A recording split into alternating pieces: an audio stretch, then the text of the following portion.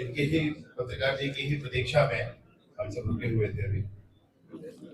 बड़े ही महत्व का विषय है हम सबके साथ में। आप बात करना बंद करेंगे तो ठीक होगा भैया। मेरा ख्याल है हो गया, सेटल हो गया। आज हम सबके बीच में माननीय मुख्यमंत्री जी का बहुत व्यस्त दिन था, फिर भी मैंने आग्रह किया कि आप एक बार चलेंगे तो ये घटना बड़ी है और हमारे इस पूरे ही अभियान की एक महत्वपूर्ण कड़ी है, अगर आप चलेंगे तो बहुत अच्छा हो जाएगा। तो उन्होंने हम सबके लिए समय दिया है। एक स्थिति आपको ध्यान में है, एमएमसी जोन जो महाराष्ट्र, मध्य प्रदेश, छत्तीसगढ़ का जोन है, उसके एसजेडसी जितने थे उन्होंने पहले पुनर्वास कर लिए।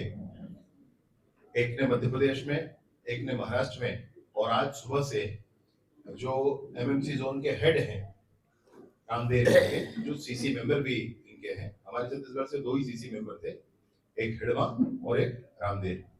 तो रामदेव ने भी आज पुनर्वास सुबह कर लिया है अपने सारे साथियों के साथ, हथियार भी लेकर आए हैं, साथियों के साथ पूरे मनोभाव के साथ पुनर्वास कर लिया है।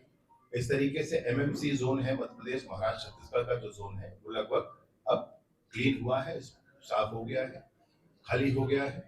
इस पुनर्वास का स्वागत करते हैं और हम सबके बीच में हमारे मुखिया माननीय कृष्णदेव साय जी, हमारे मुख्यमंत्री महोदय विराजमान हैं।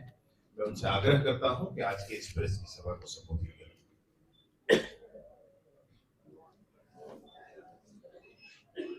आज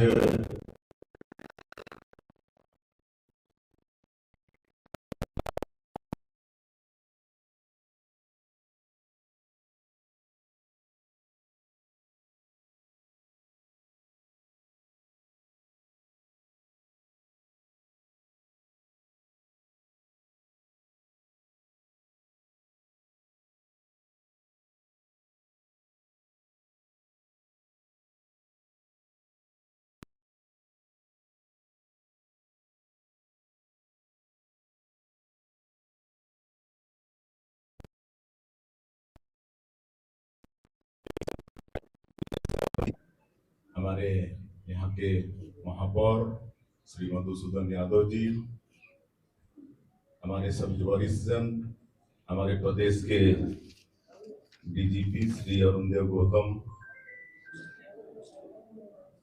एडीजी नक्सल ऑपरेशन श्री विवेकानंद जी,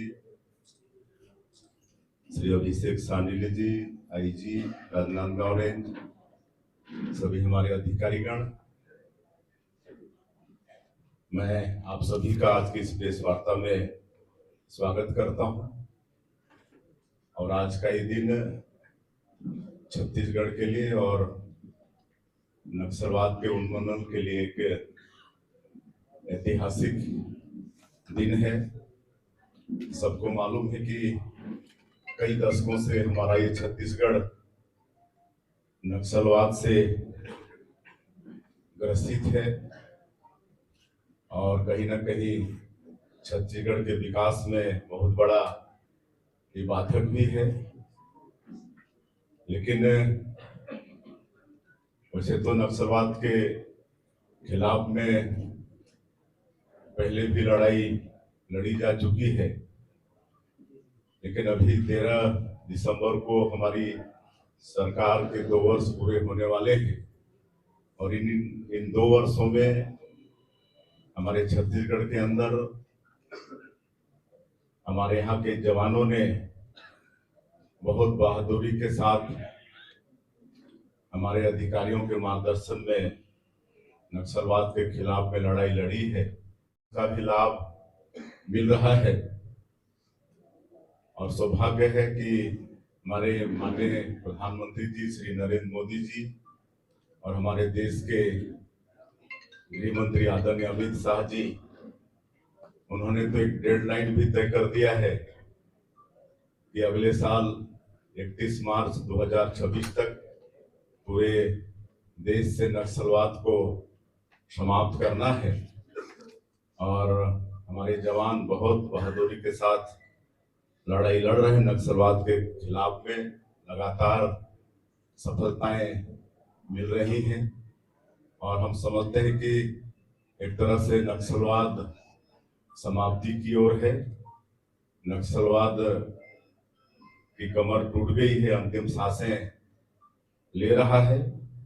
और आज का ही दिन बड़ा ऐतिहासिक दिन है कि आज हमारे प्रदेश के डीजीपी श्री अरुण देव गौतम, एडीजी नक्सल ऑपरेशन विवेकानंद जी, अभिषेक सांडिल आईजी और आईटीबीपी के अनवर इलाही के समक्ष जो एमसीसी जोन का सीसी मेंबर रामधेर अपने साथियों के साथ आज पुनर्वास कर रहा है। हिंसा और गोलीबारी की भाषा को छोड़ के विकास की मुखधारा से जुड़ रहे हैं। के लिए आज हम लोग यहाँ पर आए हैं। रामधेर 1,05,00,000 का इनामी है। उसी तरह से उसके साथ चंदू उर्फ नरेश, अनीता उर्फ ललिता, प्रेम उर्फ उमराव, जानकी उर्फ प्रेमा, राम सिंह उर्फ संपत, सुकेश उर्फ रंगा, शीला उर्फ बैसंती, लक्ष्मी उर्फ मनीता, योगिता उर्फ लच्छी, सागर उर्फ रेनू, कविता उर्फ मासे। और भी इनके नाम है, लेकिन मैं एक बता रहा हूँ। तो ये सबने आत्मसमर्पण किया है। और हमारे प्रदेश की पुनर्वास नीति बहुत अच्छी है। हमारे आदरणीय गृह मंत्री जी कई प्रदेशों में भ्रमण किए अधिकारियों के साथ और वहाँ की पुनर्वास नीति का अध्ययन करके एक अच्छी पुनर्वास नीति यहाँ पर हम लोग बनाए हैं। और उसी का परिणाम है कि आज 2 वर्षों में मतलब 4,000 से ज्यादा आत्मसमर्पण और गिरफ्तार जिनका हुआ है, ऐसे माओवादियों की संख्या है। और हमारे जवानों ने मजबूती के साथ लड़ाई लड़ी है, तो 500 से ज्यादा माओवाद न्यूट्रलाइज भी हुए हैं। और हमारी जो नई पुनर्वास नीति है उसमें कई अच्छे प्रावधान किए गए हैं। एक तो जो आत्मसमर्पित नक्सली हैं उनके लिए हम लोग अलग से 15,000 प्रधानमंत्री आवास उसकी स्वीकृति कराए हैं। और उसका भी गांव अगर पूरी तरह से नक्सल मुक्त हो जाता है और वो प्रस्ताव करके दे देते हैं तो वहां पर 1 करोड़ का विकास का काम शासन से मिलेगा। हम लोग नई उद्योग नीति भी बनाए हैं। नई उद्योग नीति वर्ष 2024-30 उसमें भी ऐसे नक्सल समर्पित, नक्सल पीड़ित जो लोग हैं उनके लिए विशेष प्रावधान किया गया है। और अभी तक लगातार सुरक्षा कैंप भी खुल रहे हैं। तो 400 से ज्यादा गांव आज आबाद हो चुके हैं। और एक नियत नीलानार योजना हम लोगों ने शुरू किया है, आपका सुंदर गांव, उसका हिंदी अनुवाद होता है। और उसके माध्यम से आज सुरक्षा कैंप खुल रहे हैं और 400 से ज्यादा गांव में हम लोग सरकार की योजनाओं को वहां पर पहुंचाने में सफल हो रहे हैं। पहुंच रहा है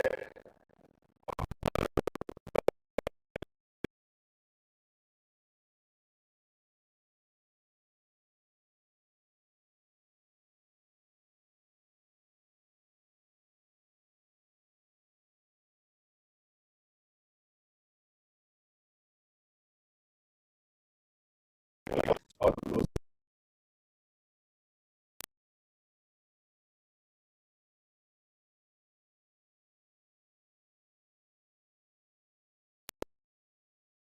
है। और अगर कोई आत्मसमर्पण करता है तो उनको 3 साल तक 10,000 रुपये आर्थिक सहयोग करते हैं, उनका स्किलिंग कराते हैं, रोजगार से जोड़ने का काम हम लोग कर रहे हैं। सुशासन तिहार के अंदर हम लोग कई जगह हम खुद भी गए, हमारे गृह मंत्री जी भी गए स्किलिंग सेंटर में जहां पर उनका स्किलिंग हो रहा है। और अभी तो जगदलपुर के अंदर में एक पंडुम कैफे भी खोले हैं। जो पीड़ित हैं, जो आत्मसमर्पित हैं, दोनों मिलकर एक पंडुम कैफे जिसका शुभारंभ करने का सौभाग्य हमको मिला, तो इसका छोड़कर विकास की मुख्यधारा से जुड़ रहे हैं। और मुझे पूरा विश्वास है कि हमारे माननीय प्रधानमंत्री जी और गृह मंत्री जी का संकल्प पूरा होगा। और जो बस्तर क्षेत्र विकास की दृष्टि से बहुत पीछे था, वहां भी हम लोग विकास की गंगा वैसे तो बहाना शुरू कर दी है, लेकिन और वहां पर बहाएंगे, क्योंकि वो एग्रीकल्चर का सेक्टर है। वहां पर हम लोग खेती बाड़ी को भी आगे बढ़ा रहे हैं, सिंचाई के साधन वहां पर उपलब्ध कराएंगे। और सैकड़ों तरह के फॉरेस्ट प्रोड्यूस भी है, तो फॉरेस्ट प्रोड्यूस का मतलब प्रोडक्ट का वैल्यू एडिशन भी करके लोगों को छोटा छोटा उद्योग धंधा से जोड़ने का काम वो भी हम लोग शुरू किए हैं। पशुपालन पर भी उस क्षेत्र में जोर दे रहे हैं। और पूरे बस्तर और सरगुजा संभाग में पर्यटन की भी अपार संभावनाएं हैं, तो पर्यटन को भी हम लोग उद्योग का दर्जा दिए हैं। तो बस्तर के क्षेत्रों में अनेकों वाटरफॉल हैं, कुटुमसर का गुफा है, अबूझमाड़ का जंगल है। और एक सौभाग्य का विषय है कि जो अंतरराष्ट्रीय पर्यटन संस्थान है वो 60 देशों में 20 बेस्ट विलेज का चयन किया है। उसमें एक गांव हमारा मतलब थुड़मा रास है। ये हमारे छत्तीसगढ़ के लिए भी काफी फल फूल रहा है। तो होम स्टे को भी हम लोग उद्योग में शामिल किए हैं। तो इस तरह से आगे चल के छत्तीसगढ़ के बस्तर क्षेत्र में भी बहुत विकास होने वाला है। तो आज का ये दिन छत्तीसगढ़ के लिए और विशेषकर नक्सलवाद उन्मूलन की दृष्टि से बहुत ऐतिहासिक दिन था। इसलिए हम सब लोग सोचे और गृह मंत्री जी के साथ यहाँ आप लोगों के बीच में है। मैं एक बार फिर सभी इलेक्ट्रॉनिक्स मीडिया और प्रिंट मीडिया के बंधुओं का धन्यवाद करता हूँ।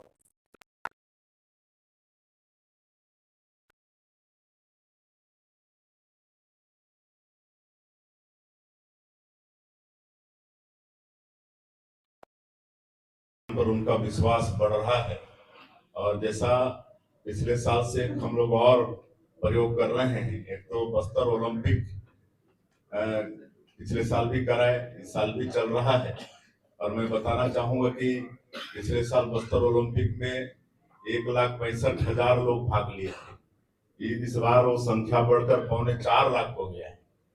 इस बात से आप अंदाजा लगा सकते हैं कि उस क्षेत्र के हमारे लोग, हमारे युवा नक्सलवाद से मुक्ति चाहते हैं और विकास की मुख्यधारा से जुड़ना चाहते हैं। उसी तरह से बस्तर पंडुम भी पिछले साल कराए थे, जिसमें 47,000 लोग भाग लिए थे। और इस बार फिर हम लोग बस्तर ओलंपिक के बाद में बस्तर पंडुम कराना चाहते हैं, कराएंगे। तो हमको पूरा विश्वास है कि जिस तरह से बस्तर ओलंपिक में ज्यादा संख्या में भाग लिए हैं, तो बस्तर पंडुम में भी संख्या बहुत बड़ी होगी। जिस तरीके से पुनर्वास से पुनर्जीवन का ये आखिरी दौर चल रहा है, तो ये आखिरी दौर उसके पश्चात ऐसा कोई बड़ा कार्यक्रम कराएंगे जिसमें पूरे देश के अलावा विश्व में भी ये सूचना जाए कि यहाँ पे नक्सल समाप्त हो गया? हाँ, तो बड़ा सौभाग्य का विषय होगा।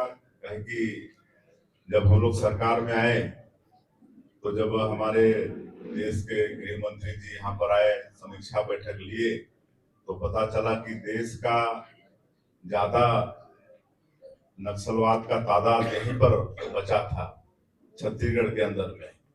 हम कह सकते हैं कि देश का 70% से ज्यादा नक्सलवाद हमारे छत्तीसगढ़ में बचा था। और अगर हम लोग 2 साल में डबल इंजन सरकार के कारण इस नक्सलवाद को समाप्त करने में हम लोग सफल हो पा रहे हैं, तो इससे और बड़ी बात क्या हो सकती है। तो ये तो बहुत खुशी का वातावरण होगा और निश्चित रूप से ऐसा कोई इवेंट जरूर करेंगे। अभी गृह मंत्री ने कहा कि हिड़मा और रामदेव दो प्रमुख थे सीसी में। अब सारे करीब जो मेरा प्रश्न ये नहीं था, मेरा था कि हिड़मा और रामदेव के अतिरिक्त और सीसी में कोई बड़ा लीडर नहीं बचा। करोड़ों रुपए वाला इनामी नक्सली हमारे गृह मंत्री जी बताएंगे। छत्तीसगढ़ के मूल निवासी के नाते ये 2 ही सीसी मेंबर थे। अन्य जो सीसी मेंबर हैं वो दूसरे प्रदेशों के हैं, वो छत्तीसगढ़ में सक्रिय नहीं है, अन्य स्थानों पर सक्रिय हैं।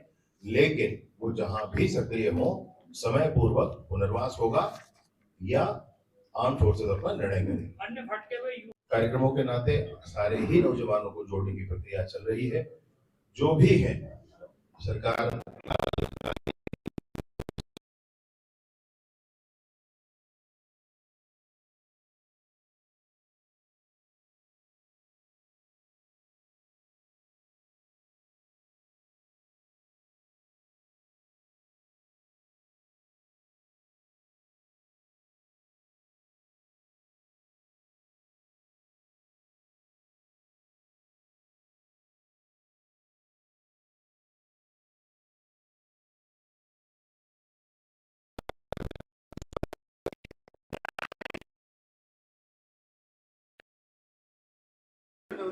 अदर स्टेट में कार्रवाई नहीं दिख रही।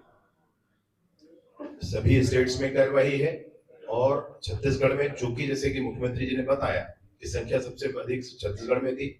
जब जनवरी 2024 में इस बात की समीक्षा की गई तो पूरे देश में 75% माओवाद की समस्या छत्तीसगढ़ में ही थी, तो इसलिए कार्रवाई छत्तीसगढ़ में ज्यादा है। मंत्री जी का मान लिया जाए जोन में नक्सली साफ हो गए हैं। एमएमसी जोन में जो एक पुनर्वास हुआ अनंत का महाराष्ट्र में, और एक कल हुआ कबीर का मध्य प्रदेश में, और आज जो हुआ यहाँ पर रामदेव और उसके साथियों का, इसके साथ साथ एसजेडसी वहां पर थे वो, और जो सीसीएम थे वो, ये सारे लोग वहां से निकल चुके हैं। वहां कोई नहीं है, 2-4 और हैं वो समय से वापस। तो इस तरह से 400 से ज्यादा गांव आबाद हो चुके हैं और वहां पर सड़कें बन रही है, बिजली पहुंच रही है, पानी पहुंच रहा है, स्कूल खोल रहे हैं। खुद जो हिड़मा का गांव कुंवरती था, वहां पर हमारे गृह मंत्री जी, हमारे अधिकारी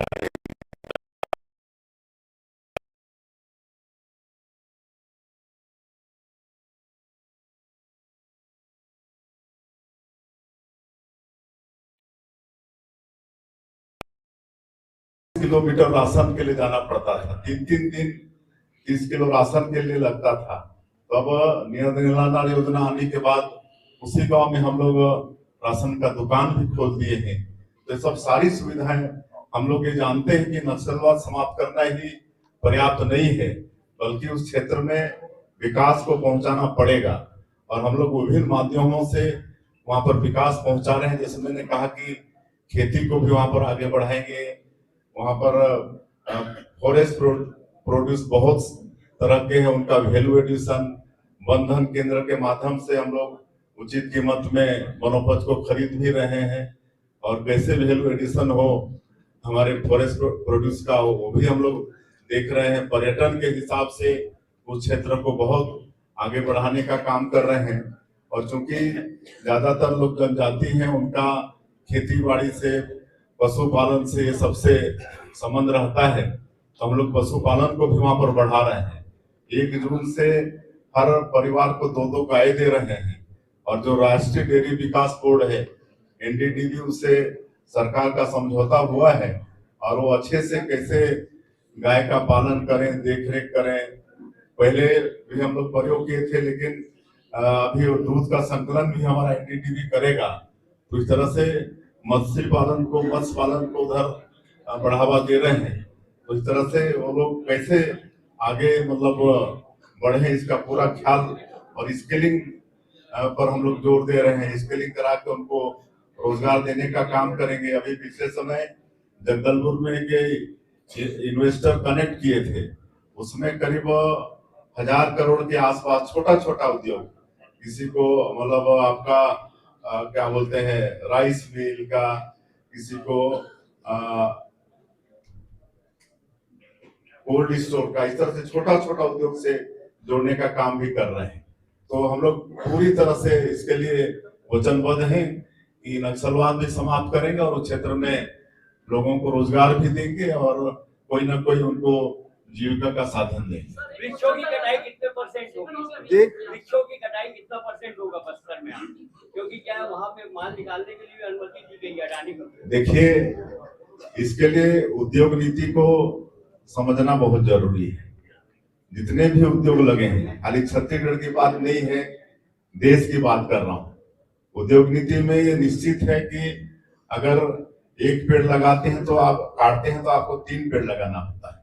आज जितने भी उद्योग धंधे लग रहे हैं, जितने पेड़ काटते हैं उससे ज्यादा पेड़ लगाते हैं, है ना। आप जहां जहां भी उद्योग धंधे लगे हैं वहां पर थोड़ा पता कर लीजिएगा।